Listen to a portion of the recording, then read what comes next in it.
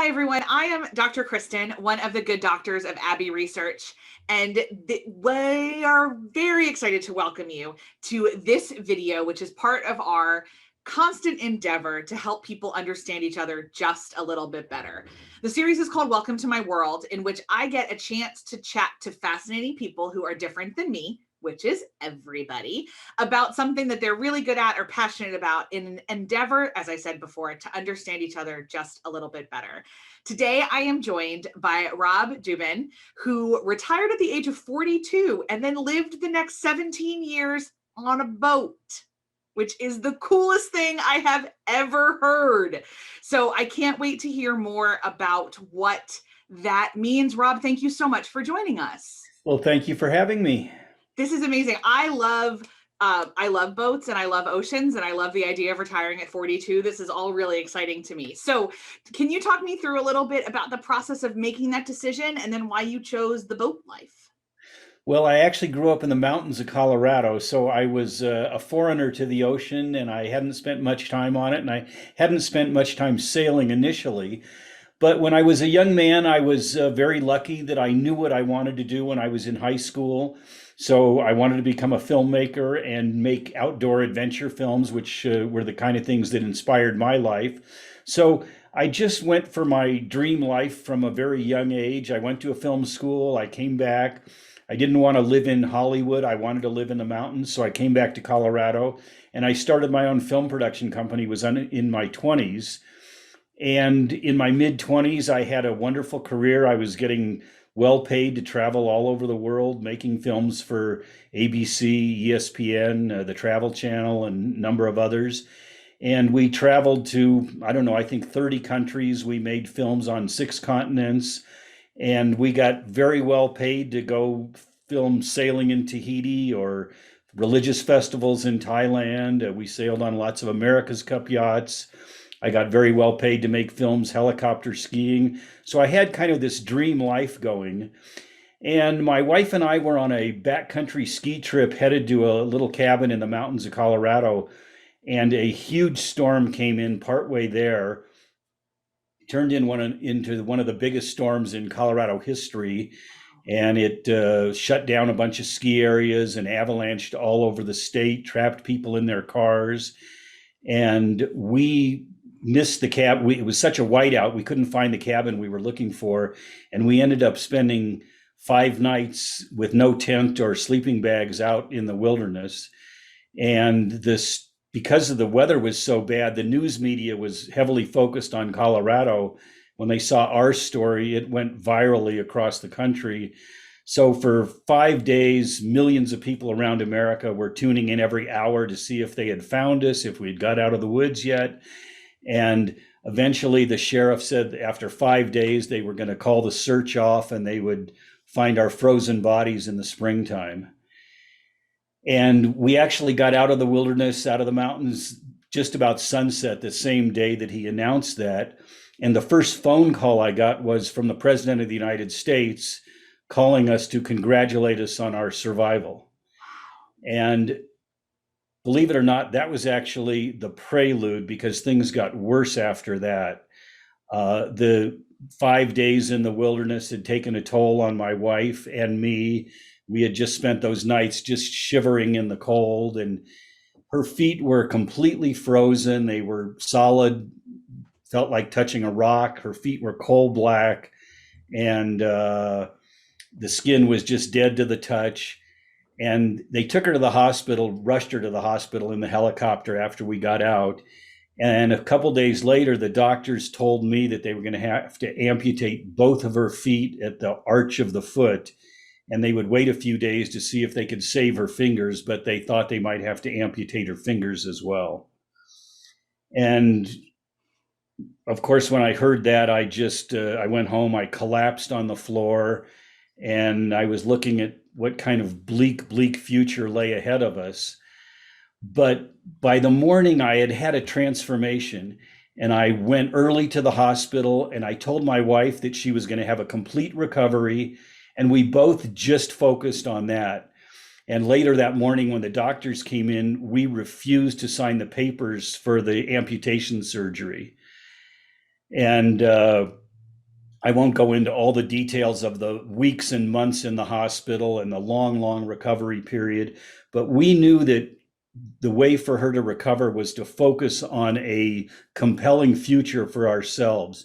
So we just put our laser focus on making bigger dreams. We had had this wonderful life traveling around the world, but we focused on even bigger dreams and a more compelling future for ourselves rather than the bleak future which we were going through at that moment with all the medical drama. And 9 months, or no, I guess a year later, we were in Cancun. My wife was dancing in the sand on the beach. She had 2 feet and 9.5 toes and 10 fingers. So she had only had to have a little bit of one toe amputated. And in the meantime, we had dreamt and created in our mind the kind of big dream life we wanted to have. So another year after that, when I turned 42, we retired. We sold our home and bought a sailboat, and we spent the next 17 years living on a sailboat, sailing around the world. Okay, that's a lot to process. It Wow. is. Wow, so much about the power of positive thinking and the power of intentionality and understanding your own body and all of that. But the travel nerd in me wants to know where you went first. Well, our initial plan actually was to retire. We retired. It was really a sabbatical. We were going to go to the Caribbean for 3 or 4 years, and then we were going to come back and reopen our film business and go back to work. But our watch stopped, and we never made it back. So 17 years went by before I could figure out what time it was. And we started in the Caribbean. We spent 7 years sailing around the Caribbean, both all the little islands that people are familiar with, all the way from the Bahamas down to the coast of South America. And then we came back up the South America and Central America coast, that part of the Caribbean. And after 7 years of doing that, then we decided to sail around the world. So we came back to the States for a little while and made some changes in our boat for bigger, longer passages. We went back through the Caribbean and through the Panama Canal, which is a big high point for sailors. And then we headed across the Pacific Ocean, and we spent 10 years going around. And we kind of went through, I would say, 3 phases of our sailing life. The first phase is what I call the how not to die phase. You're learning how to do everything on the boat, how to navigate. I mean, we knew we were sailors by then, but living on a boat is different, and you're never more than 2 or 3 bad breaks from disaster. So you really have to have your mind and your wits about you all the time and be living totally in the present moment. So we learned a lot of lessons on the way. We learned how to live in the moment and how to break through our fear, of course, in our first getting started phase. And then for a number of years, it was kind of about making ourselves happy and doing a little bit for the people that we met. We always carried, I mean, we were in a lot of third world countries. We always carried school supplies for kids and sewing supplies for women, and I guess I would carry tools and batteries and fishing supplies for the men. And we gave all those things out, but it was always just kind of a band-aid. We knew that a year later they needed all those same things again. And we had an experience in Fiji that kind of changed our thinking. I was on the beach there, and in a very small village, probably we might have been the first tourists to ever stop there. It was a way out of the way place. And we met this one guy in the village who spoke English, and he befriended us, and he showed us around the community, and he showed us his little garden plot where he grew all the vegetables and fruits for his extended family. And he was just such a kind, wonderful person. And he had learned English by watching Hollywood movies and from books, and he had taught himself English. And he talked about how when he went to the big city, he'd only been to the capital of Fiji a few times. Others went to party and see the big city, which is a natural thing. He went to the library to learn more about planting and crop rotation and things like that. And he brought all this back and shared it with his entire village. So after a week, we sailed away, and as I waved to him over the stern, we'd pulled our anchor and we were headed out. I realized that he was a better human being than me in every sense of the word. He was a a better husband, a better father, a better community member, kinder to his neighbors. And yet, despite all his intelligence and his wonderful good qualities, the only choices he'd ever had in his life was whether he was going to grow up to be a farmer or a fisherman. He lived in such a remote place, those were the only opportunities. And it made me realize how those of us in the West that have so many opportunities for any kind of life we want to have and create also have a responsibility to make use of that life that we're given and do something extraordinary and special with it. So we had, I thought, always lived in an extraordinary life, but now I had this message kind of in me in a different way. And then we had another experience in Fiji that kind of worked in conjunction. We stopped to visit Tony Robbins and his wife Sage, who we had known for a long time. They have a home there. And Tony had asked me to speak to, he had a group of his executive trainer people there, and he asked me to speak to him for a little while, and I did. And afterwards, Sage said just one sentence to me. She said, "Wow, you really had an impact on those people, and your lifestyle gives you a platform to have an impact." So I had these two thoughts: the thought that the Fijian fisherman or farmer had given me to live a more extraordinary life, and Sage talking about sending others that a message. So those two things fit together for me, and that's kind of what's inspired me now. Is I talk and explain to other people how they can live an extraordinary life. And I wouldn't have known it when I was young, but the time sailing, the experiences we had, and at sea, you have hours and hours and hours to think about things and process what you're learning. And so I've come up with a series of insights, a way to live, starting with creating your dreams and breaking through fear, but going on with other things. So I have this series of insights that I can share with people on how they can create their own extraordinary life. And so that's what I'm doing now. Incredible. I am fascinated for a whole host of reasons, including that our stories parallel a little bit, and that I'm not a sailor, but travel is what changed me. And sitting with folks who had different life experiences than I did for a host of reasons a is a pattern throughout my life for a host of reasons, but also why I do what I do. And the understanding that we are, it's very cheesy to say like we're all one humanity, and we're like, because those things get dismissed, I think, very easily, as some sort of like Hallmark card, like saccharine sentiment. But if you leave your hometown, you learn that they're actually the truth, and that it's the only thing that binds us is this massive, both unifying and diverse human experience. Absolutely. And we found that in so many places, whether it was, and our sailing life has given us, we've spent time in dirt floor houses in third world countries, sharing a meal with people. And before that, I was working on filming a lot of the sailing world, the America's Cup, millionaires and billionaires who race the America's Cup for fun. So I've seen these two totally different sides of the world, and yet they do want the same thing. They want their kids to have a little better opportunity than they did. They want their families to be safe, and it is universal. And one of the insights that I share is when we first started sailing, this was way back in 1995, and one of our first new countries that we cleared into was in the Bahamas. And some of the places we would clear in, they would be typing our stuff in on old typewriters with carbon paper. Young people don't even know what that is, and my first thought was, oh, this is so backwards. We do it so much better in America. But luckily, I slapped myself within a millisecond, and I thought, if I wanted it done like America, I should have stayed home. And the insight was to observe others without judging them. And that's one of the things that we took with us for our travels for the rest of the 17 years we were out there, was to observe and learn without making judgments on everything.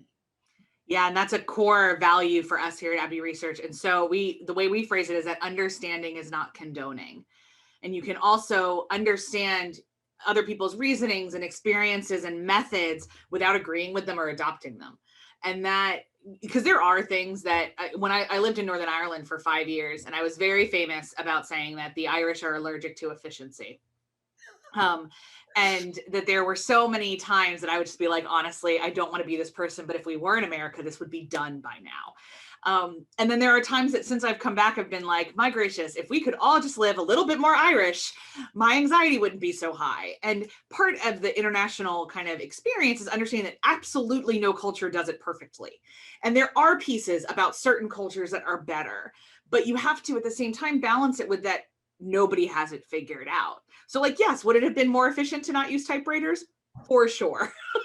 Was the most important thing in that moment efficiency? No. And Absolutely. so it's holding those things, and that's a practice. At least for me, it's been a disciplined practice to be able to hold all of that in my heart and my brain.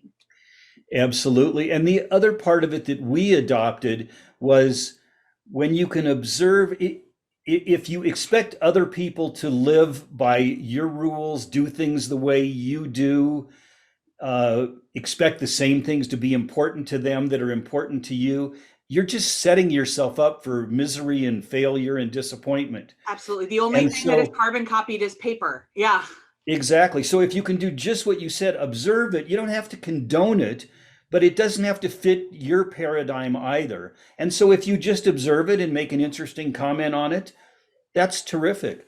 And we actually, I've spoken to thousands of people about our sailing trip, and unfortunately, the most common questions are fear-based. What's the worst storm you had, or what's the worst? What about pirates? And so I'm always disappointed that so much of the population, their default concern is their fear. Yeah. But the second most common question is about relationships and how did the two of you get along in such a small space? Oh, fair. Yeah. And that brings me back to the point we were just talking about was a lot of times my wife would have a completely different reaction to something than I did. And rather than either judge it harshly or say her reaction was wrong, it just fascinated me that we had such different responses, and that's what kept our relationship fresh all the time and helped us do the things that we did without ever getting on each other's nerves. I would just be, oh, wonderful, I'm learning a new side of my wife, and we've been married for 35 years already. So it applies to that as well. And I think that's really fascinating because as you were talking, I was thinking like, so my husband and I are about 9 years in, 8 years in, 8.5 years in. And one of the major things that drew us together was that we both love traveling. And so when we were first dating and we were moving towards engagement, there was a long bank holiday weekend, and we decided to just find the cheapest flight we could from Dublin and go for a couple days. So we chose Oslo and spent a couple days in Oslo. And it was at the end of that trip that I was like, yeah, I can marry this guy. Because it doesn't, the nice thing about travel, even if it's in really, really tight quarters, is that you constantly have new information to encounter. So it's not like being in the pandemic where you're completely trapped in your own apartment. And like that has been very stressful for a lot of us. And there's a lot of people that would not have had your experience if they had decided to live in a cabin in the Andes for a year. Instead, you guys were constantly interacting with the world. So it isn't just that you were in really tight quarters, which you totally were, but you were also seeing new experiences every day on your front porch. Absolutely. And we had a leg up on that because we had worked together in our business to Right, of start with. course. Yeah. So from when we had been together only a couple of years. I think we weren't even married yet. And my wife started working as a producer in my business with Okay. me. And so we learned how to solve those problems. If you got in a fight at home and you went to the office, that same person was there. Yeah. If you got in a fight with your business partner and went home, there was that same person. So we had to learn how to communicate and solve those problems. And we developed a number of very specific tools that I also share, just like I share the tools of how we how we created and then led an extraordinary life for days and weeks and turned it into years. We have a set of tools that helped our relationship. Yeah. And I don't work with my husband because we would not, No, that would not go well. But I do work with my best friend, and people ask us all the time about that process, like how, because isn't there's that adage like you never work with friends, and I've not found that. Actually, two of the two other women on the team with me at Abbey Research are two of my closest friends. Because the key is that we all just learned that you have to really communicate clearly, and that no judgment thing you brought up is so important. Like, we're all really different people, and they are much more similar, the two women that work with me, than to each other than they are to me. And if I wanted me, I would have hired more of me. I needed to work with people who were not me. And so if I'm judging them by my standards, I'm screwing my own self, because I didn't hire them to be me, I hired them to be them. And that's a huge, and marriage is the same way. You didn't marry yourself, you married this person that is supposed to join with you and be better and all those things. So it's a really fascinating and important lesson for all of us to learn, whether or not we're on a sailboat or we're, just trying to do life in the suburbs. And kind of what that looks like is to approach everything with curiosity, communication, and freshness. And there's opportunities there to develop some really, really strong relationships, even if we're not on a sailboat, which I'm now Abs, mentally trying abs, to go through my bank account and figure out if I can do, because this life sounds incredible. So, but anyway, abs. I want to be mindful of our time. And so I'm going to hit pause here, because I could ask you about a million more questions. But I know the one question that I'm sure my viewers want to know is, why did you come back to Colorado? Was it just time? We had sailed around the world. So a circumnavigation is when you cross your outbound track. So we had sailed around, and when we came to the Caribbean where we had previously been and crossed our track, that's technically the end of a circumnavigation. Okay. And it's an interesting concept because I was a very driven person in my business. I had a couple other businesses besides the film company. So I've had three startups. And most of us are looking for some kind of curve that goes, trajectory that goes like this, whether it's our sales numbers or our income or our net worth, or, we want to see that graph going up at that kind of angle. And the concept of sailing around the world is quite different, because your goal is to get back where you started, which makes no sense on the surface of it. So if that's your goal, it doesn't compute really. Yeah. So the goal, obviously, maybe the person who came up with that phrase about it's not the destination, it's the journey, maybe they were a sailor, because clearly it's the journey of who you become along the way. And so that's what we had done. We got back to our starting point, and we liked who we had become along the way. And so we're very glad that we can share that with people. But for us to continue, I think we would have had to sail around the world again, just enjoying more time in the Caribbean, where we had already spent 7 years when we started. It just didn't hold the same cachet for us. And there are so many wonderful things about sailing around the world that I could talk about it for another 12 hours. But one thing about it is it's a very all-encompassing lifestyle. You're on your boat. Now, we often left our boat during a hurricane or cyclone season and came back to the States and did some other things. And then we were wherever we were then. We lived in Australia for a few years. We lived in Thailand for a few years. And we came back to the States every year or so. But the sailing life, it's really, you're on the water, you're sailing, you can scuba dive and windsurf and do all the water sports, but that's all you can do. You can't go skiing tomorrow, mountain biking the next day, kayaking the day after that, which coincidentally are all the things that I do here in Salida. So I love the mountains. I grew up in the mountains. Definitely, despite the fact that I spent half of my adult life on the water, I'm really a mountain boy at home, at heart. And so we wanted to get back to so many other things that we love. And we've done that. We came back here where we've been retired back here for 8 years now, I guess, 9 years going on. And like I say, I ski and I mountain bike and I hike and kayak a lot. And so we do a lot of other things. We've still had some wonderful travels. We went to Africa and bought a truck and spent 4 months driving around back roads of Africa. We went to Mongolia and did some stuff with the eagle hunters there. So we're still trying to find travel experiences that are beyond the Lonely Planet experience, something that's quite unique. They're harder and harder to find. On the boat, they were very easy because you could go to places that there was no other way to travel to them and have those kind of legitimate experiences. So we're still looking for those experiences when we travel, but we love the things we do here. And now the idea that Sage Robbins put in my head of sharing my message. Uh, I went to a Barnes and Noble bookstore one day to get some kind of book, and I saw the self-help section of the bookstore, and it had a huge impact on me. It was a floor to head height set of bookshelves that seemed to go on for 200 yards. And I just thought, there are this many books on self-help. There people are so dissatisfied with their lives.